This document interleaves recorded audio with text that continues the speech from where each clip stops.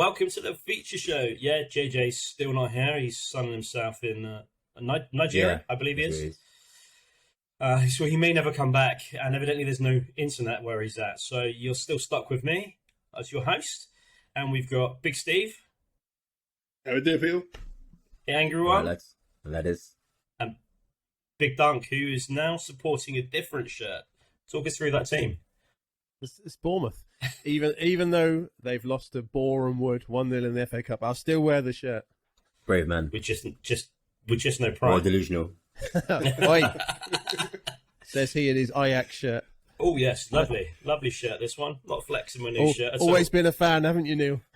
Massive fan, not of just Ajax, Bob Marley. And his three little bird song. A massive fan. Just, the history is just immense there. We benefited from your insightful knowledge of Van der Beek last episode. Yeah, exactly, right? Massive. So, feature show today, we are going to talk about the top keepers, potentially, and the top centre-backs in the Premier League this season, and building up to maybe a slightly premature finish to the season. Steve, that sounds something like you would do. So we'd have everything sorted before, and then we'll compare the teams of the season afterwards and see what we've got and how they fare. And maybe we'll have to come back and revisit some of the shows, right? Because we might have some clangers along the way. So let's start nicely through, and let's go straight to the angry one.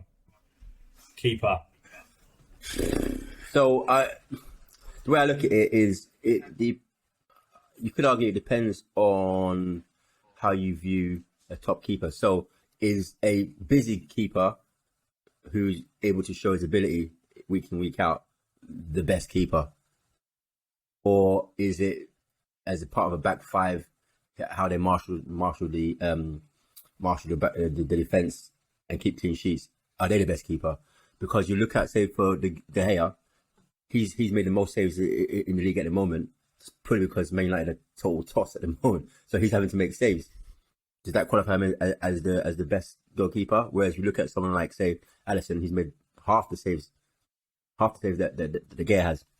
So it's kind of difficult. So I've looked at a few stats, pen saves and sweeper clearances, which I think is quite important because that's what the modern keeper does now. So my top three would be, starting from the bottom. Hold on. Okay. You what? My top. How many have you I got? got three options. Do you want my three? I'll still take my number one. Okay. In third place, Ramsdale from Arsenal. His stats are comparable to everybody else, but for me, it's the impact he's had coming in from basically whack teams and how he's marshaled the back 4 or 5 and. Sorry, is he calling Bournemouth a whack team there? Yeah, because you got relegated. So I think that's the definition. Shit, I've got no comeback. No, you're right. You're not coming back either. You're going to stay where you are. So yeah, so in terms of his stats and his overall presence, I'd put him number 3. Number 2, Mendy, because you guys put him as African Player of the Year, even though he only had 6 months. Not you guys, sorry, Steve and Julian. And he, up until that point, he was fantastic. And then now, I'm not sure. I think he's injured or something because he's not playing. But my number 1 is De Gea. Year in, year out, he keeps Man United afloat. Save after. I mean, he makes an odd clanger now and again. But he's when you're player of the season for so many seasons for a top club like Man United, you're a top keeper. So he's my number 1. Did that hurt? No. Or was it easier because JJ wasn't No, there? no. Because it's about the player. It's not about the club. So that's all right. Yeah. That's all right. Right. So he's your top keeper because for consistency year in and year out? Well, even this season, he's got. I mean, his clean sheets are pretty low. He's only got 5, but that's not his fault only. But he's making the most saves. He's well ahead of everybody else in terms of saves. His stats are very good, and the games that I've seen him playing, he's kept that team in the top 4. Without him, I'm not sure that they're even in the conversation. The other teams like City could not do with their keeper. At Liverpool as well could probably make it a few games without their keeper, but Man United right now, without De Gea. So you've got De Gea number 1. Yeah. Mendy's number 2. Yeah. And then looking further down the league, you've got Ramsdale. Yeah, and the reason for that is Okay. Oh, that's fine. Allison and Edison. The contrast is this: with De Gea, he's in your face making saves week in, week out, so you can see his ability. The other end of the spectrum with Ramsdale is that he's over influenced. He's also making saves as well, but he's over influenced in that whole team. He's galvanized that defense. So then you've got obviously Edison and Allison, who are quality goalkeepers, no doubt. They don't really get a chance to show what they've got because of the quality of the team that they've got. So it's harder to judge them this season. You can just say, okay, I know they're a quality keeper, but this season I would say that De Gea's proved it. That's me. And Ramsdale was third choice. Just wanted to make sure I had Yes, that right. but one day he'll be first choice. Yeah, for Arsenal. No, well, for England probably as well. I've said it here. He'll be first choice for England one day. Okay. Interesting. No, I don't disagree. Well, I don't think you're sounds like wrong. you do. I don't think you're right. But I don't think you're wrong with your first choice. But look, that's your top 3, right? Yeah. And I'm really the second and third don't count anyway. Yeah, they don't. But don't. Give me some common sense. I'm coming in. I'm coming in with some stats too, like Mike. So Well, he was copying me had a for. good look at some. Oh, No, stats. I'm not copying you and the keepers. I think, Ooh. mate, just one. We've only got one the same. Well, then. So I was digging around, having a good look at the stats today. But yeah, I agree with Mike. Like, if you look at the stats for like someone like Edison or Allison, then yeah, they've got half as much to do, like half as many saves and things like that. So, but I will go in and I will give my third place to Edison. Ooh. On stats. The man has got the most clean sheets and the least conceded. So obviously he's got a serious team in front of him to help him get those stats. But the man is leading the way with there, and he's been ever present all season. So just in case you're interested, he has made 37 saves this season. So there's your stats for Edison. So, you know, he's got the team in front of him, but he's still producing the goods, and he's been ever present. So I'm going to give him the third place. Second place is the one I'm going to agree with Mike on. I'm going to go for Ramsdale. 10 clean sheets. So again, yeah. Joint. So 10 clean sheets for Ramsdale, only 16 conceded. That's only 2 more than Edison. So that's a pretty good job. And What are you saying, he's what are you played saying nearly now, as many Neil? minutes. What are you saying now? What's that? No, I'm waiting for him to finish, mate. That's just rude interrupting. Sorry. Piss him off. Sorry, Don. He's moving up. Maybe Steve's got him at number 1. So again, the things that Ramsdale, yeah, Mike's he's kind of right. Yeah, he was with Bournemouth and they got relegated, and before that he was with Sheffield United and they got relegated. So maybe people are a bit sceptical about the signing, but I think he's done a pretty damn good job considering where he's come from, and he's joined a relatively big team with Arsenal there. So we'll give him the second place. Now here's my curveball going with the stats. I don't think anyone will see this one coming. I'm actually going with Jose Sarr. Yeah, I saw him, but I couldn't put him in. Yeah, I can. I'm going for number 1. Yeah. Like new signing to the Premier League. So you could argue whether being a goalkeeper, if there's less adjusting to do than other positions. But he's come in. He's got 8 clean sheets, so slightly fewer than the other 2. He has only conceded 16. So again, same as Ramsdale. 2 more than Edison. 68 saves. So Ramsdale, I think I didn't say Ramsdale 56. Yeah. So big number of saves from Jose Sarr, and he has played 1,890 minutes. So he's been ever present in the Wolves team. So yeah, like I said, from a stats view, that's my curveball. That I'm going to go with Jose Sarr of Wolves. Is your number 1 Premier League goalkeeper this season? Yeah, based that's on right. stats. Jose Sarr from Wolves, based on stats, not opinions, just pure mathematics. Well, That's fine. The stats don't lie now. I'm seeing a lot of love from Ramsdale at the moment. Steve, come on, sensible talk now. Relying on you. Number 3 is Yes, Ramsdale. my boy. Based on where he came from, the impact he's had, and he's up to this point he's exceeded everyone's expectations. No one saw what Arsenal get in the moment, and he's probably produced the best save this season as well against Leicester. So yeah, no, he's really impressed. I could have a concern about him long term. I do think he's a bit emotional. What, and that's a bad trait. Psychologist now. That's a bad trait to have in a goalkeeper. Someone that shows a keeper that shows excitement and not always calm. The greats are always Lehman calm. wasn't calm. Rams. Wait, did I say he was great?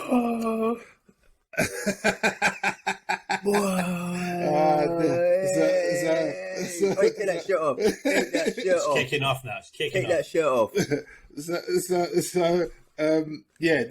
But Ramsdale's my number 3 this season so far. Good goalkeeper. He's done well, exceeded expectations. Not much you can do, especially he's behind a new defence and it's growing very well. Distribution is also very good. Number 2 is De Gea. Based on the fact of that he's, as Mike said, he's keeping Man United up in 4th place and competing. He's got back to the form that he had a couple of seasons ago. I think there was a couple of seasons where he kind of like tailed off, but since they brought Henderson back as number 2, he seems to have raised his game, and he's producing a lot of saves. He's had the odd mistake, but yeah, De Gea is number 2. My number 1. Before I say my number 1, people will probably say, "Oh, where's Allison in the mix?" But Allison seems this season has had a couple of clangers and hasn't been the keeper he was in the last few seasons. In my view, his levels have dropped a bit. But anyway, my number 1 is Edison. The guy's just a fantastic goalkeeper. I know that he doesn't produce as many saves and stuff as some other people, but he's playing behind a good defence. But whenever he's counted on, he delivers normally. His distribution's second to none.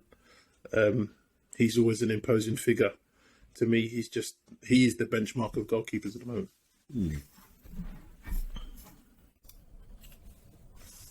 So it's unanimous from you 3 that Ramsdale is at least the 3rd or 2nd best keeper in the Prem currently. Yep. Based on the performance of leading up. Is that because Arsenal was so crap at the back that you feel that he's done like a real good job of taking a bottom 3 team up through the... Possibly, Right. but it's by individual accolades. So, yeah. So there's 1, 2, 3... There's 8 other keepers that have made more saves in the Premier League this season. Yeah, but I'm not basing it solely on stats or saves. It's the impact that keepers, the impact he's had at the club, coming in, replacing Leno as number 1. There's no Arsenal fans talking about Martinez. Nope. No more. Since Ramsdale's come in and started playing the way he's playing, no one's talking about Martinez and how he made a mistake, blah, blah, blah. The guy has really, really excelled. And he's playing, whether it's at his level or he's playing above his level, I don't know. But where he's coming and the way he's performed, no one expected Ramsdale to do that. And he's really upped his level, stepped up to the challenge. And he's, within a short space of time, less than 6 months, he's the number 1 at the club. Leno's not even getting a sniff. And it seems to be clear. What did you guys think when he was actually signed? I was prepared to give him time.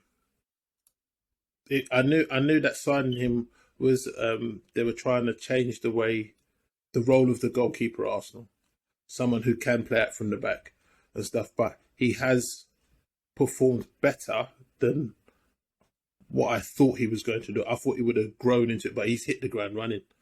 The saves that he's pulling off they're not surprising because he had made good saves when he was at Bournemouth. He was a decent keeper. The fact of the matter that he's just very young, but he is showing maturity in his game already. So, and he's showing leadership quality. So, the world is oyster at the moment. I was to be honest, nothing against him. I was disillusioned by the fact that we let Martinez go, and then we got that guy Rozanik or whatever, Rushnik. Yeah, whatever his name was. And then we had that bloody Leno and I lost my head. So I'll probably give him a little bit of a bad rep. Not because of his ability, 'cause I didn't see him play that much. It's just because of the way that the club did their business. It seemed like, what are you doing? Why do that when we already had Martinez, and then you cocked up the first time by getting that kid on a YTS. So, but now, yeah, it's fully vindicated. I mean, they've corrected the error. Eventually, he's a top keeper. Well, at least this season, we'll see if he has longevity. But this season, he's been a revelation. So why was Fabianski missed out? Because he's ex-Arsenal. He's ex-Arsenal. I mean, he's doing well. He's marshalling the back at West Ham. He's been consistent at West Ham as well over the years. Yeah, exactly. He's been consistent over the years. But yeah, he's been consistent, but then he's not going to get in over Allison, De Gea, and Edison, who have also been consistent over the years. So if it's about consistency, yeah, that's true. But he would never get in over those three anyway. The only reason why Ramsdale is getting in is that A, he's been a revelation, and B, it's more than just the stats. It's the impact he's had on the team, whether it's a crap team or not, relevant. Because that's the same thing for Jose Sarr. Wolves ain't exactly setting the world on light, but he's having a brilliant season so far. You can argue that Nick Pope's having a decent season as well, and they're bottom of the Then league. again, he's had consistently decent seasons. What, 2 or 3 seasons? He's been decent. The anomaly with Ramsdale, I guess you could argue, is that it's his first season. Same with Jose Sarr. So there is nothing. You have nothing to benchmark against. So you can't say, oh yeah, he always does that. That's why. So next season or 2 seasons time, if Ramsdale and Sarr are still performing this way, then they probably won't get into this team, because we'll be used to these high levels of performance. But right now, they're like a breath of fresh air, in my opinion. But it wasn't obviously Ramsdale's fault that he's got 2 teams relegated. His fault, right? To me, it's a defensive thing and it's a team thing. If you're conceding too many goals, it's not just the goalkeeper. Yeah, because it's not every time that there's a shot he has a clanger that you can I don't think solely there's been any blame the challenges. goalkeeper. I just think that they were just poor. Defensively, they're poor, exactly. So it's the same way a team keeps a clean sheet. It's not solely down to the goalkeeper; it's to the defensive unit. Like Occasionally, they can pull off a save and stuff, but De Gea's a freak in this situation. Let's keep him out of the conversation. He has to play behind Harry Maguire, the poor guy. He still pulls saves. But you have to say where Ramsdale is now is putting him in good stead to have those 2 seasons. He got a lot of work done in those 2 seasons with Sheffield United and Bournemouth, so it's obviously worked out well for him. It's probably built it up as his strength of character as well as a goalkeeper. Made him more stronger. So it's an interesting one, especially now that they're talking about, well, Leno's looking to go. So He's used to playing with such a poor caliber of defence that it was a easy move for him, right? Yeah, but he's definitely saves though, doesn't he? No, sure. I mean, I knew you were never going to put Hugo Lloris in there. He's got decent stats, but I mean, but again, that's it's still whoever you're going to mention. Can mention your keeper or whoever he is, but it's still going to come to the same point that. Mine? Yeah, well, who's your keeper? My Ajax keeper. Ajax, yeah. I didn't know you were Dutch, but whoever you mention who have good stats, you can even mention the Leeds keeper Mesley. I haven't pronounced his name. He's got some decent stats as well. But ultimately, if we were talking last season, he'd yeah, be in the mix. but it's still going to, and even Martinez is in there. But it still comes down to the fact that Ramsdale's a brand new toy, shiny new toy, and the impact he's had on that team in this season. So he's uncomparable to anybody else other than Jose Sarr, who's also new. And anybody else you can't compare, because even if they are good, like Pope, because they've had that consistency, so kind of you're used to it. But you don't know what Ramsdale's potential is. Yeah, but I would disagree with that argument. He's already played in the Prem with 2 other teams. It's not like he's new to the Premier League. Okay. Jose Sarr is completely new to the Prem, right? He's come in and doing bits with But his Wolves. performances with Arsenal are way above whatever the teams he was before. But are they way above the teams before, or is the fact that the teams before defences were so bad that it's, we're taking Allison and Edison's stats aren't great, right? If you were looking at saves and catches and everything else, but it doesn't mean to say they're poor keepers. it means that they're quiet for most of the game, right? Their probably passes are a lot higher. So their concentration levels need to be a lot higher. Like De Gea's constantly busy. So it's easy to make 90 saves in a season when you're bombarded constantly because the defense can't do anything. Well, you still got to be of a level to save them. But yeah, in theory. Yeah, but they're not 90 worldies, are they? Well, it could be 20 decent saves and a load of half-baked ones. So stats are obviously there for a certain level of looking, but to rule Allison out, who, I mean, he's had one own goal this season. I think he's had one disaster game, but still consistently, he's keeping Liverpool second in the league. His influence on that team is this season.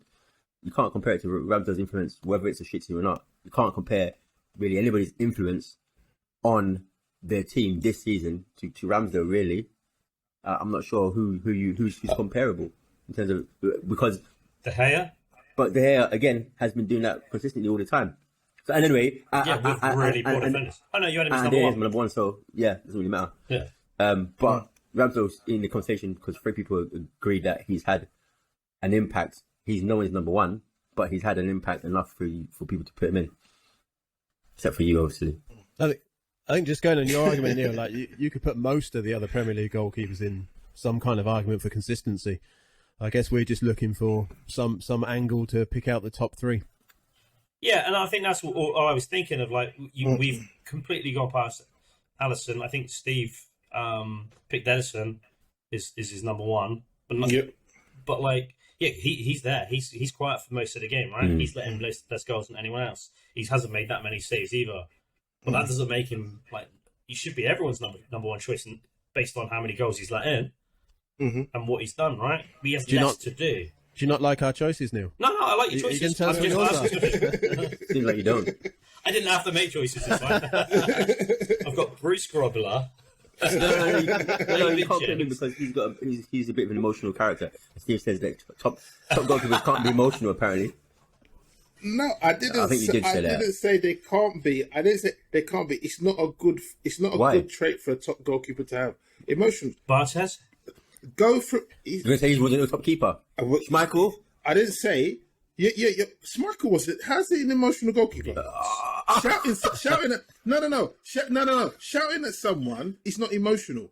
I don't know. You're shouting now. Emotions driving. So what are you talking about then? Yeah. Jordan Pickford is an emotional goalkeeper. Jordan Pickford isn't okay. Yeah. Jordan Pickford is an emotional goal. The things they do in a game, they're just going to have a crazy moment. Okay. Yeah. Schmeichel was never that. So Schmeichel's never come out and smash nobody in the face, no? Just because you shout at someone but he's because never they come out make a and smash mistake. somebody in the face, the opposition, no? No. I'm not saying that. What I'm talking about is, all right, maybe erratic. Emotion would be erratic. David James makes erratic decisions during the 90 minutes. You can't have that trait as a top goalkeeper. Name a top goalkeeper that was occasionally erratic. You probably name 10 goalkeepers, yeah, and probably do one erratic. But De Gea is erratic at times. He's had some clangers, yeah. But I wouldn't say he's emotional. So you can't link emotion with it. He does some no. Emotion. No. Make it a clanger. Making a clanger is not so erratic. What is erratic then? Define erratic. How can I say? Doing a clanger? Doing a madness? That's erratic. Making a save. Sure. Over exaggerating a save. Rushing out of goal because you're not involved in the game. So rushing out to go and make a tackle or go and do something to the ball. That's not emotion. So what is it then? For me, when you talk about emotion, is like you get caught up in the heat of the moment. But if you're rushing out, if you look at the people with the sweeper keeper highest, Jose Sarr rushes out a lot. He's got 20. What do you mean? No. But no. You can rush out, Mike. But just because you're not involved in the game, you don't do something in the game to involve yourself in the game. If you have to sit, if you're there quiet for 90 minutes, but you're quiet for 90 minutes. But Jordan Pickford will do things to get himself involved in the game. But that's Pickford. We're not talking about him anyway. But that's only based on outcome. So if a keeper does something which you're calling irrational, like rushes out because he's not involved in the game, and he headers the ball, clears it or tackles the guy, and he pulls it off, no one's going to say, "Oh, well, you should have done that." It's only based on those who make mistakes. So all of this is defined by the outcome because if you've got a irrational keeper or whatever who's making saves and winning you games, no one cares about that. He's gonna That's what I'm saying. So it's defined. So it's He will it's cost based, you points. So it's At based on some outcome. point, Right, so I'm saying it's based on outcome. But if he does that and doesn't cost you points, then what's the issue? But your whole assumption is based on the fact that he will definitely cost you points. That's not true. He will. But all keepers cost points because nobody goes to the without scoring. No, Mike. If you're gonna make decisions, erratic decisions, to get yourself involved in a game when you don't need to, yeah. And I keep using Jordan Pickford as an example. I said I see traits of that in Ramsdale. Yeah, when he's under pressure, he's done some things. When we lost to Liverpool in the Carling Cup first leg, he'd done a couple of things in the game. Yeah. Right. And it seemed to be based. He was caught up in the emotion of the time. It was 0-0. The first leg was 0-0, so it didn't cost us. You could argue that Xhaka got sent off because he didn't come out. But he didn't make Xhaka kick the guy. Did he? Can't blame him for that. I want to bring this kind of in a little bit from where we are. See, there's obviously you've got keepers that make unconventional saves, right? Bruce Grobbelaar being one of the first people to do his knees on the penalties, right? Mm-hmm. Revolutionary. Fabian Barthez for Man United, very different type of keeper to what you would say Schmeichel was, and definitely Van der Sar was, who were, you know, all good keepers there. We're not saying anything. I'm saying anything bad. But are we thinking erratic is making and emotional? I'm going to say they're quite similar. Where you make the wrong decision because you're in two minds. Oh, you know, you've gone up with your leg rather than you punched it, or you flapped because you know you've miscalculated the cross, and like David James on a far too many occasions, he was erratic with his punches when he could have caught. You know, is that the type of thing you're on about when they come out too far, or you know they don't need to come out, or they stay on their line? Not even that. It's the all right. I keep using Jordan Pickford. Poor guy. If he watches this program, anyway. And I know he does. He messages us every while. The tackle he made on the tackle he made on Van Dijk when Van Dijk got injured. Yeah, that was erratic. He didn't. He lost his composure. But it didn't cost him though, did it? Yeah, it's not about costing them, Mike. So you're saying but that's just poor decision making, right?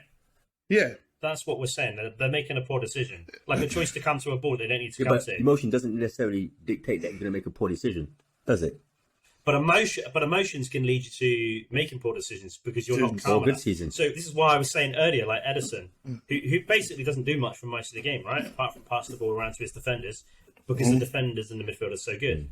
So there's an element of him being quiet for most of the game, but he's there, right? So that presence behind you, I know I'd rather have him than any other keeper in the Prem behind me, because I know he's gonna, if I make a mistake, he's gonna be pretty much there to catch up on it. So that element of calmness, that element of him knowing that he makes the right decision, brings him to be a top keeper because he can switch off for so much of the game. But that still doesn't. In theory, right? Still really relate too much. So you know when he came up for he scored that header. Remember? Hold on, we're talking about Edison or Allison. Allison. So Allison's come up and scored a header. That's I presume an emotional decision that paid off. That doesn't make him a bad keeper. So for me, it's all based on the result, whether they're emotional or not. You can have calm keepers that still make clangers. It's not based on the emotion all the time. It's the result. So if they get away with it, then because Allison comes up, does that, he's brilliant. Allison does that, misses the header, and they go score the other end. He's a terrible keeper. He's too emotional. That was a team decision that he came up to. Yeah, that isn't an emotional decision either. That's a team decision. That's a win-win, right? You take a keeper up. If you're going to lose, you're going to lose. You might have to bring him up to try and score the goals.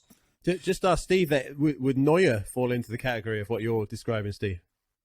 As a calm keeper? Well, no. It's like erratic making decisions. I don't know if it was down to emotion. No, he wouldn't. He was probably so good that he got away with it, but he's always he's doing some mad stuff. Neuer. I think Neuer's seen as doing some mad stuff because Neuer was really the first real sweeper keeper who really started doing that madness. Like, everyone saw madness where he was so far up out of his area, playing passes and all that. Isn't that based on emotion then? Or just did it because he felt like it? All right, Mike. Let's take the Well, word then- emotion well, out of it then. Because if you're gonna hang up Well, on if we do emotion, take the word emotion out of it, then right? what's your point then? Because that was the whole point. It was about emotion. No. So- Yeah, but I said erratic But it's an goalkeepers. I emotion. said you're That's what talking you about. I said top goalkeepers. Yeah, Are robots. Right, are normally calm, collected goalkeepers. That's what they are. Simple as that. You can name. As I said, you could probably name 10. You may call one. That's Yeah, but erratic. I'm not disputing Yeah. that calm keepers are top. But I'm Yeah. just saying that just because you're emotional doesn't make you not a top keeper. That's my only point.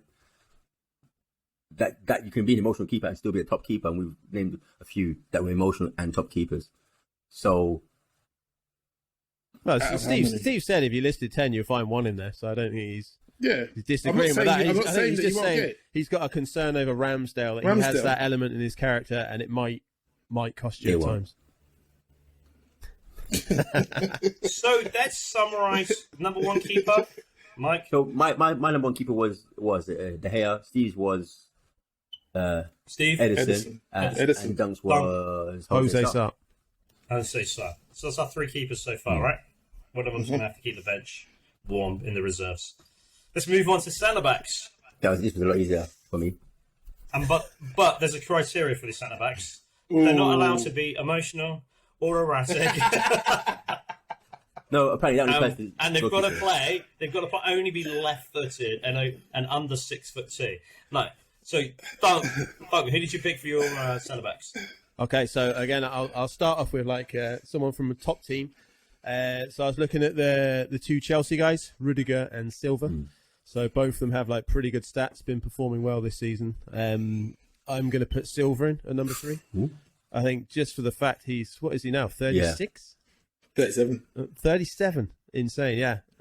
Still performing at this higher level. So again, stat-wise, if you compare them with some other players, it's the same issue with the goalkeepers. He's not got mad in any area. He's got 19 tackles, 28 interceptions, 23 blocks, and 66 clearances. So, he's been putting a fairly good shift in. He's actually played 1,642 minutes as well. So it's not like he's been a bit part player. So again, just trying to find an angle to pick up on someone to put in these top 3. So I'm going to put him there. Then I am going to go back to stats again because the other two guys I found, the top guy, just mind blowing compared to other centre backs. Number 2, I've obviously got a Wolves love in today because I went for Jose Sarr because they've got good defensive stats this season, and they're on a run. Is Kilman of Wolves. So again, just running through the stats. He's got 40 tackles, so he's got double someone like Thiago Silva. And in fact, for a centre-back, that's one of the highest in the league. He's got 37 interceptions. He's got 12 blocks. He obviously doesn't mess around with blocks. He just tackles them. And 79 clearances. And again, he's been ever present in the team. So again, off stats, I'm going to go with him number 2. And then for number 1, this dude's stats are just mental, which is Salisu from Southampton. And I think he was mentioned when I was doing the research. He was in the top team of the season for stats wise when can't remember what site it was, Opta or BBC. So in the stats, normally if you're putting the most tackles in, you're probably in the midfield. So this dude has 52 tackles as a centre back and 53 interceptions. And basically he's those kind of stats are just putting him up there with the midfield as if he's mixing it around with those guys. 16 blocks and 92 clearances in 1,800 minutes. So, just mad stats for a centre back, like I said. So, I'm going to put him in. He's young. I think they signed him midway through last season. Southampton signed him from Ghana. I think he's only 21, 22. So, he's obviously putting shifts like that in. He's got a pretty bright future ahead of him. And he's doing the business for Southampton this season. So again, a bit under the radar. So maybe most people wouldn't have heard of him or know much about what he's doing, but stats-wise, he is a beast. So which 2 are you putting in? Say again? Which 2 are you putting in your team? Oh, I've got to pick 2 for the team, am I? Yeah. When you want to play with one at the back, that's fine. You never it's said going to we're be really attacking, right? I didn't know we were making a team. I thought I just had to do a top 3. Go on then. I'll do the curveballs then off the stats. I'll go for Salisu and Kilman then. Oof. Nice. Keep it calm. Both youngsters as well. Look at that. How old are they? So Salisu, I think he's 21, 22. Kilman's somewhere around the same. So looking at the stats, he's been at Wolves 4 seasons, and he's only just started playing properly in the first team from this season, really. First team regular. Like it. And any Wolves fans and Southampton fans will be... Did that not hurt putting a Southampton fan, that player in there? Why? Bournemouth. He's got the stats to back it up. Again, like Mike said, it's the player. So. Yeah. Yeah, watch Mike pick the... By the way, centre-backs.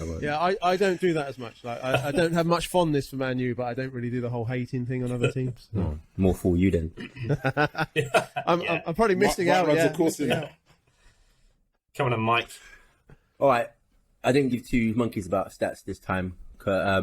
So what I went with, so there's two component parts to what I call a top centre back. There is a statistical element to it, but sometimes I think the formation and what have you can mask how good at a centre back you are really. So for example, your Silva 36 playing in the formation that he plays in for Chelsea is going to look really good. If you put him in the Wolves team, I'm not so sure his player is good. So for that reason, I'd X him out.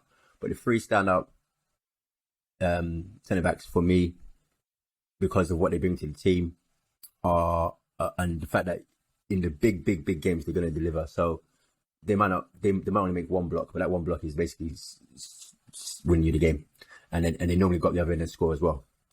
So I've got Rudiger in there. Rudiger for me is a little bit of a unique centre back at the moment, in this season at least, because he offers so much going forward, which is quite rare for a centre back. To be fair, he's up there galloping up, doing step overs, winning penalties, and all that sort of stuff. It's a bit mad, and he's a master of the dark arts. Just ask Kevin De Bruyne. So I put him in there. Put Diaz. He's just solid as a rock. He's 97 rated on FIFA. He's a beast. Let's be honest. Yeah.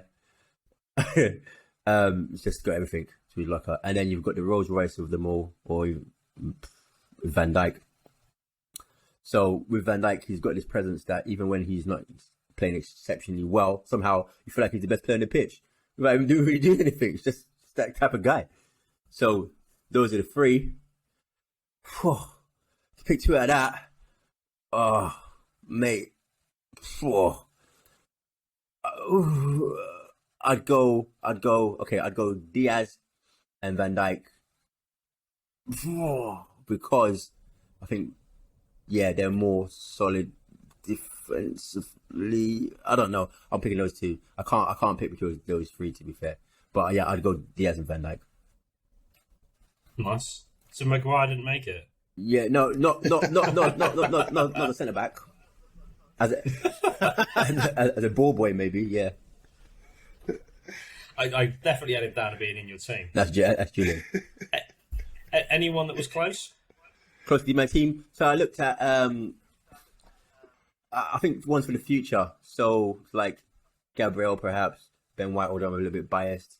Obviously Stonesy's in there, but I mean, I was just looking at picking the top three, and I don't know where it wasn't as easy to pick. It wasn't as much choice in centre back as in with the goalkeepers, because they're all playing. They're all normally first team and stuff. So I think those three are the ones that stand out for me. I'd have they'd get into any team, to be fair. And that's why centre backs are now commanding 200 grand a week, right? Because the choice isn't as big as what we think it is for a top centre back. Otherwise, you end up buying Southampton players and Wolves players. And I think, and you don't. And I think with these guys, they can play. I reckon they play in any system. It's not necessarily cases. I can't play this. I can't play that. 3 at the back, 2 at the back, whatever. They could pretty much do it all, and I think they'd still function to a high level. So, yeah, I mean, and Van Dijk, to be fair to him, pretty much has to cover the whole of right back as well, right? When Trent's playing, it's like he's everywhere. I mean, the guy is immense. Good choices. Yes. There's some good choices in there. I did say the same to you, Dan. Sorry, mate, yours were amazing as well. I'm a stats man. I purposely went there because we're all going to say the same guys. No, we're not. You could put Gabriel in there. Go on, Steve. Ben White was fairly up on the stats as well. Yeah. I'll give you that one. But he's nothing. Ben White doesn't watch football, though. What do you mean? He did an interview and he said he doesn't watch football. That's weird, isn't it? And then I was like, this is just a job to you. This is like football's like my life, mate. Football, FIFA, watching it on the TV. It doesn't matter what it is, women's, men. I'll watch whatever. And then Ben White goes, yeah, I don't watch it. And I'm like, oh, mate, you've got right down in estimations. You don't know how privileged you are to be in that position. Like, and then you go, oh, no, man, don't even watch it. Like, you could have lied. But yeah, I never understand it. At least one game, some games, like he's whatever team he supports. I guess he doesn't support anybody, which is even more weird. Which means he's just doing a job. And that just breaks my heart. Ben White, you've ruined my life. I'm sure you're a nice guy, really, but I don't know what you do in your spare time. F1 probably. Exactly. Big Steve. I know you've got some different players in there. It's a rare moment. It's a rare moment. Southampton players. Me and Mike are actually going to agree. Wow. Me and Mike are actually going to agree. My top two is Diaz and Van Dijk. They're just, how can I say? What, no Matip? They just I'm going to come to. I just started with the top two who I'm going to pick. I'll come to the others in a minute. Matip Who? Matip in? No, he's You not. want more than that, do you? Matip. That's like coming a mile away. It's like coming a mile away. Yeah, Van Dijk and Diaz. They always make it look easy defending. They're just quality. As Mike said, they can play in any formation. You very rarely ever see them get flustered or being challenged. They always look like they're a step ahead of who they're marking. No matter who it is, if the guy's small, big, they just quality. Bring a lot to both their sides. I had some people around there to consider as well. Thiago Silva, Rudiger, Matip, Soluso as well, because he's been very good at Southampton. But yeah, you just fall back to those two, Virgil and Diaz. They're just, as I said, quality. And we've got the moment on tape where you both agreed. Oh no, but hold on. Oh, no. But who's Magic, to the left? Who's to the left? Who's to the right? I was actually. Difference there. They're both actually. Exactly. See, so we disagree there. They're both like the left. I'll probably go with. Nope, I put him on the right. There you go. There you go. There you go. And You're like, no, I'm back for it. and I'll play with a slightly deeper sweeper. So there you go. It's different. It's different. He's like, that's a good idea. I'll do that as well now. No. That's enough agreeing. But yeah, as I said, there's a few quality centre backs running around. None at Tottenham though. As I said, those two stand out. So Spurs players, no Arsenal players? Not as top tier like that. No. No, But Gabriel's coming and done wonders. Gabriel's impressive, but he needs a couple of seasons, I think, and he needs to show that he can manage his own game for 90 minutes. Week out. Have you fallen out with your missus? Because before you were all loving up Arsenal, and lately, Always love lately everyone. A bit Let's I'm realise just, that. I'm just telling. I'm no, just not you. telling the truth. Not you. I'm I'm just like saying- Neil. Not you, Steve. Neil. See. Unless Big Steve's loving my missus. That's all Well, I'm I don't doing know. right now. That's between you two. But yeah, Mate, I wasn't the one that stuck Ramsdale in the team because of what he'd done. I thought you'd have put Ben White in or Gabriel in for what they've done to the team. They can't compare to Rudiger, Diaz, and Van Dijk. They can't. Obviously. No. But I didn't think they could. I didn't think Ramsdale compared to everyone else did. Allison and Edison. Well, everyone else did. So. Yeah, but you've all got soft spots for Ramsdale. That's But the why problem though? with him. Why? Pay for your clubs. Well, not. He's taken one of them down and he's still putting him in the That's team. actually there is a link there. that might be the reason. I can't wait till strikers come out. And then suddenly Nketiah's in all your Hell no. teams. There's no Arsenal strikers. Oh, he did all right in Leeds. Exactly right. No, Nketiah, no. So we've got goalkeepers and centre backs sorted, nailed down. Mm-hmm. But like with the centre backs, like how once you go outside the ones we mentioned, how many top draw centre backs are in the Premier League? How Varane? Could you fill out a top 10? But are they top draw? Based on this season, then they're not. Stones. Stones. So any centre back that can partner fucking Maguire surely is the top centre back. But you've got to carry that by yourself. It's a hard work, right? Christensen's done very well this season. But the gap between these three and everybody else is the same gap between the top three in the Prem and the rest of the teams. There's a clear difference. I mean, Diaz has had a blinding season, and I think the stats for Silva don't lie. They do play three at the back, but I'm not. He is obviously he's a lot older than everyone else that we spoke of. But would he play well in the two? I think he still probably would play well in the two. Would he play as well as he would in the three? No. But what he brings to that three is way more than probably what anyone else brings to the two. If that makes sense. But the thing is, with him in the two, I think he's got so much experience. He would not, unless you're playing two up front like Brentford, would you actually give them a problem where he's going to have someone stick on him. But if he's playing in the two and you're playing one up top, he would just step back and let the other person. Then you should have put him in your team, then, innit? He's got experience. You should have put him in. Again? Should have put him in your team. No. I pick my defenders, mate. I'm all right. But on going back to what we said about last episode about Rudiger, you've got to think they've got to get that deal. Like, because he's top draw, it's going to cost them an absolute ton to replace unless they him. got their mind on somebody else. I think he's gone. They got the what's his name? Is it the Real Sociedad?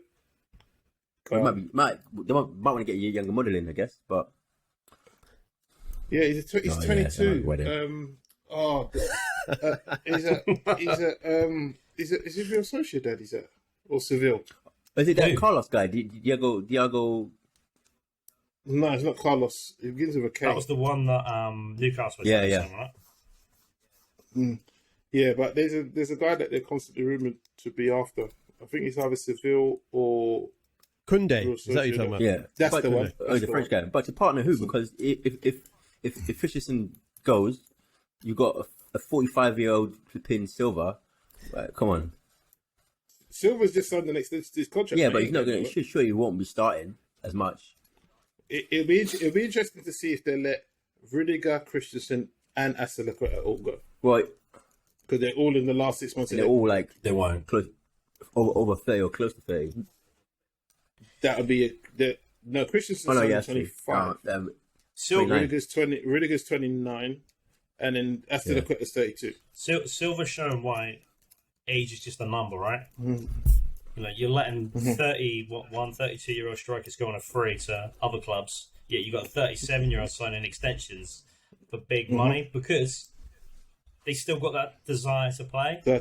And they still want to be playing football. And maybe it gets to a point where you get a little bit older and you go, I've got more to prove again. Because why am I still playing at this age, right? Where everyone else plays a lot younger. What's interesting about Silva as well is that he's still playing the international as well. Yeah, but he still played for Brazil. I still think I could get in Brazil's defense team. Like only Donga, like in the days I remember for a proper defender. They never have them, do they? They've just got strikers that aren't quite good enough. Look at Joe Linton at Newcastle, right? They bought him as a striker. Now we're playing midfield, right? He'll be centre back before the end of next season because he's not good enough for that one position for Brazil. And as long as you can play football, you're happy. Mate, that's why Edison can pass so well. It's because he used to be a striker. Yeah, probably. Sure. and apparently Pepe used to be a goalkeeper, so that explains what he's about. That's what I heard. Pepe, Arsenal Pepe. Oh, that's why they're letting Leno go there. Yeah, he's going to go to number 2. He can be joint most expensive keeper in the Premier League, right? Because he's like 75 million. And then you've got Kepa, like... Why not? Pepe's going to have a fantastic 6 months. Don't worry about it. I am worried about it. I hope so. Up front or on the left, give Saka a bit of a break. Who's playing with the pan? Oh, Big Steve. Oh, sorry. Professionalism gone. Out the window. Oh, yeah. Just wanted to make sure that everyone knew it was a pen and you weren't knocking one out halfway through it. Talking about Pepe, yeah? Oh, yeah, Pepe. Pepe's getting game time. Yeah, all right. 75 million well spent. Right, I think that you knocking one out is probably as much as anyone else can say to the world. If you want to see Steve do that, join his OnlyFans. You can get the link on his Twitter and his Instagram. Is it GRC Big Steve by any chance? Is that your handle? It is as well, isn't it? Yeah, Neil done you dirty, man. He's done you dirty. Anyway, it's bye from me. Bye from Big Steve. See you later. Bye from Later. Mike. Bye from Big Doug. See ya.